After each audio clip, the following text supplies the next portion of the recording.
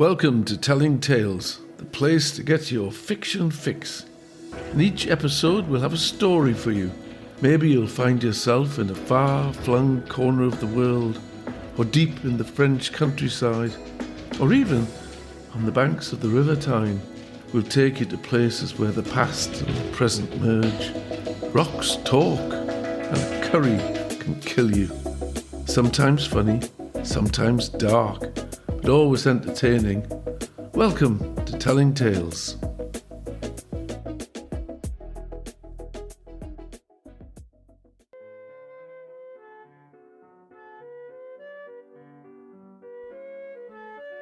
Docherty. In 1961, I was 11, part of a new generation that had inherited a changed world. But we didn't know it yet.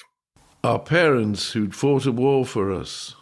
And this was despite our indifference and seeming ingratitude. In the playground of St. Cuthbert's Grammar School, we fought the Second World War over and over again. The injustices, the tragedies, and the mistakes.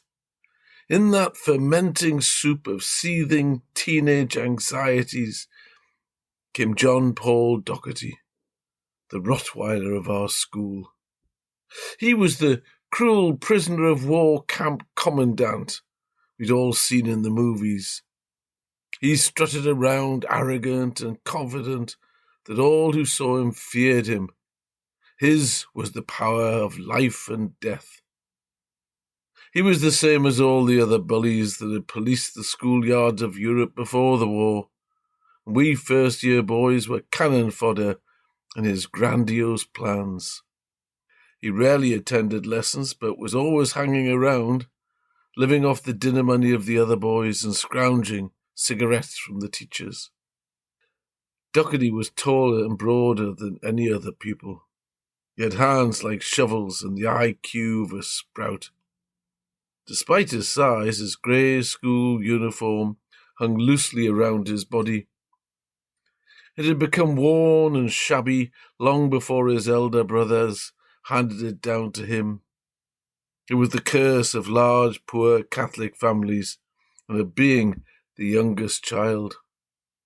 Bullying came naturally to Docherty. His older brothers had beaten and teased him, and he wanted to pass the hurt and the humiliation on to someone else. His intention, that cold winter's morning, like most mornings, was to grab someone, put his arm around their neck, choke them for a while, and then, as they hung limp in the noose of his arm lock, he'd remove money, sweets, or any other currency of the playground he could find. It was his daily routine. He was fairly arbitrary about who he stole from. Chances were that you lost your dinner money only once or twice a term. You didn't struggle. In fact, if you saw him coming, you could hand over the money and save yourself a choking. Even at 11, I understood how power and pain were mixed together. It's always easier, I thought, to bend the knee to a bully than to stand up to them. Where's the profit in fighting someone who can knock you down with a flick of their wrist? All my life people had been beating me up. Docherty was just another on the list. I was the small, weedy, bespectacled boy whose nose always dripped and whose face was always covered in spots. I might as well have had the word victim tattooed on my forehead. "Gives your money, you bloody tosser." Docherty spat the words at me. He expected no reply, and even if I'd given one, he'd not be listening. And on that fateful morning, I should have handed over my money, but his greeting came too late and my reaction too slow. He grabbed me from behind and gripped my throat in the crook of his arm. I should have stood still and not struggled, but history was conspiring against me. The November morning of fate had joined forces with the icy pavement of destiny, and I felt my right knee buckle, and my body moved forward as he grabbed my neck. I twisted around, causing both of us to lose our balance. As I dropped to one knee, Docherty tumbled over my back and flipped over in mid-air. It was one of those moments in life when time suddenly slows and you see an event that lasted only the fraction of a second, captured in slow motion. He landed awkwardly in front of me, and at the same time sustained a glancing blow to the side of his head from the upturned pavement stones that marked the boundary of the schoolyard. I thought at this point I'd moved beyond a simple choking. I'd caused pain to Docherty, and I was as good as dead. Fight, fight! The cry went up across the schoolyard amongst the runny-nosed spectators. The pack saw the fox wounded before them. Boys came from every corner of the school. Most expected to see Docherty's next victim lying helpless on the ground. At first they stood in shocked silence, then someone said, "Docherty's down!" "Docherty's dead!" someone else shouted. And 200 boys jostled around, looking firstly at the limp, muscular frame of the Goliath of St. Cuthbert, and then looked back at the stick insect in glasses that stood over him. As they tried to work out how this miracle had taken place, Docherty suddenly stirred.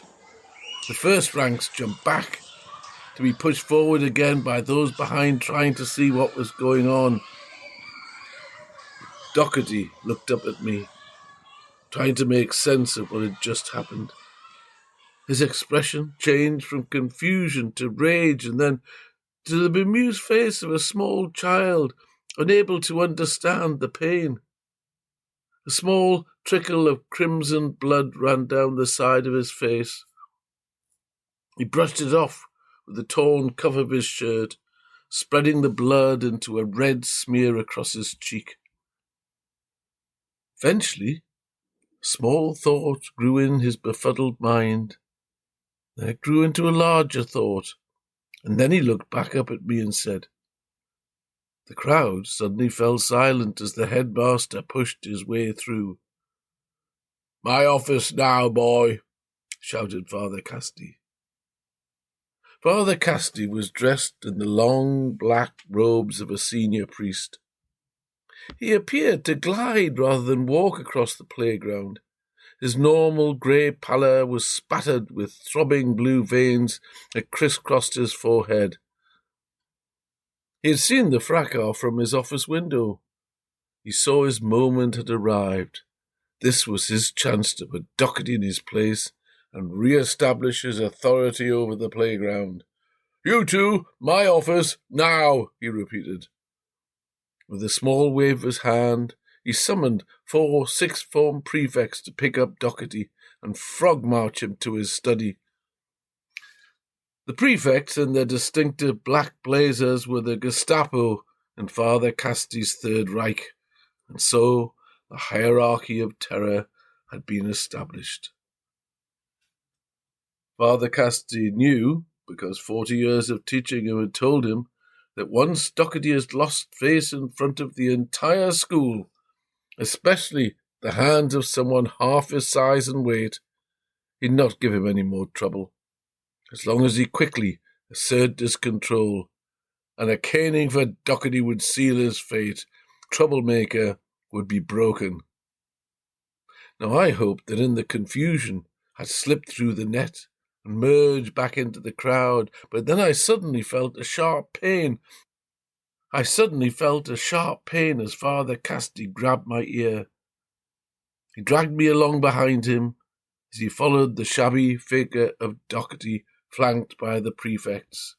"Please, sir, it wasn't me, sir. It was Docherty, sir. He was trying to steal my dinner money," I protested, but I knew that Father Casti wasn't listening. Listening was not a quality he'd ever needed in his teaching career. And the more I protested, the harder he pulled at my ear. And when I fell silent, the pressure decreased. It was a simple lesson, easily learned. Moments later, Docherty and I stood together in silence at the foot of the stairs that led to the headmaster's office. The prefects had left us to consider our fate, and Father Casti had gone ahead to prepare for our arrival in his office. Even if he was in a hurry, he'd always make you wait at the foot of the steps. Fear was a much more powerful weapon than pain. We stood many times and looked up the dimly lit passageway, flanked by dark oak panels and heavy brass handrails.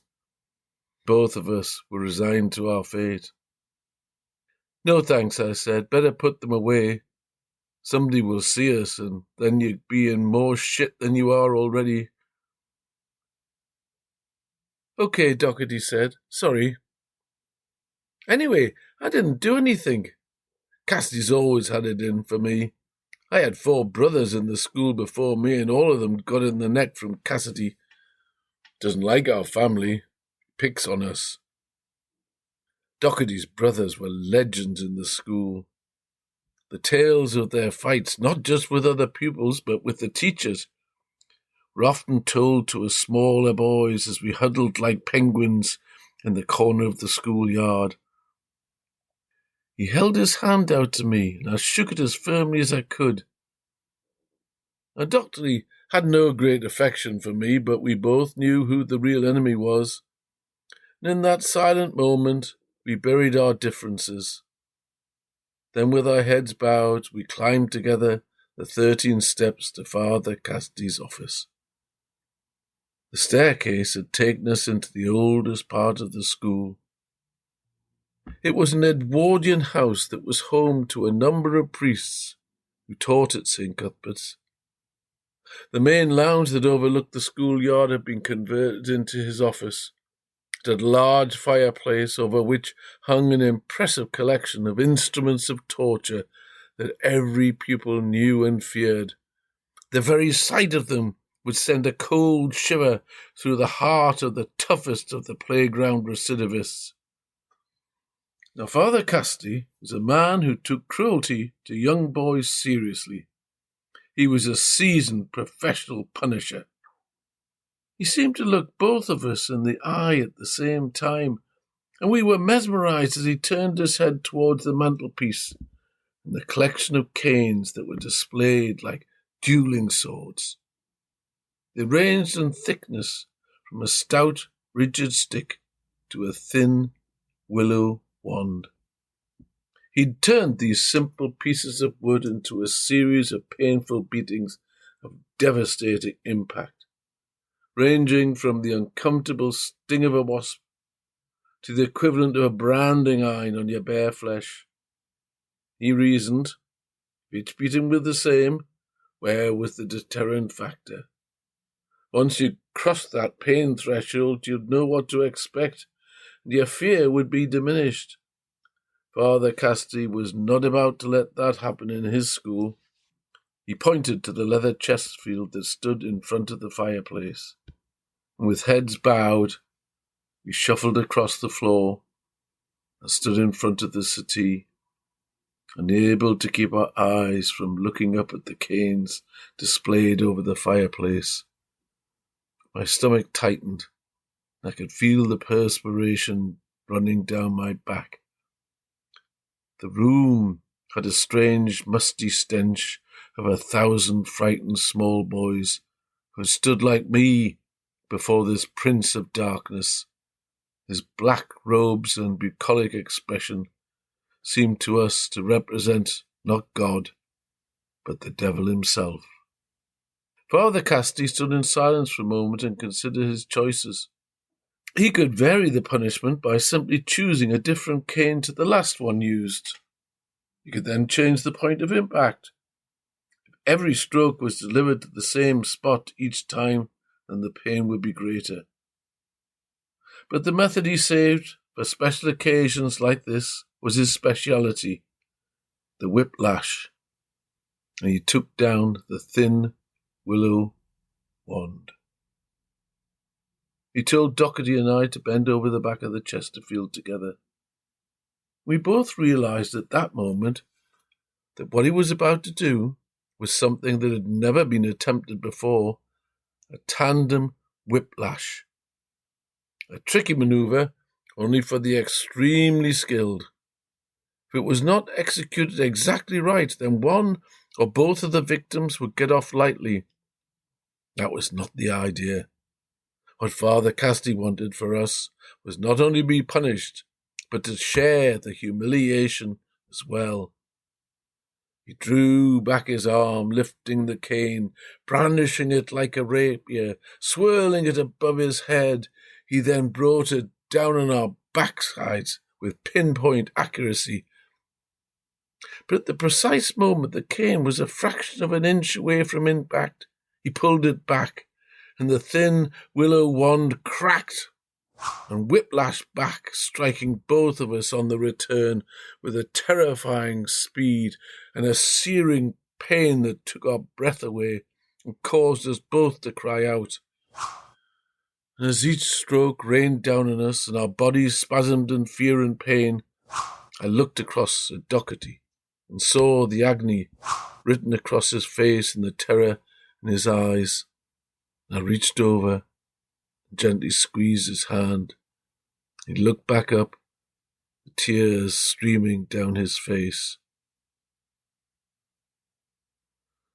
As we made our way out of his office and down the steps, Docherty turned to me. "You ever tell anybody I cried, I'll kill you."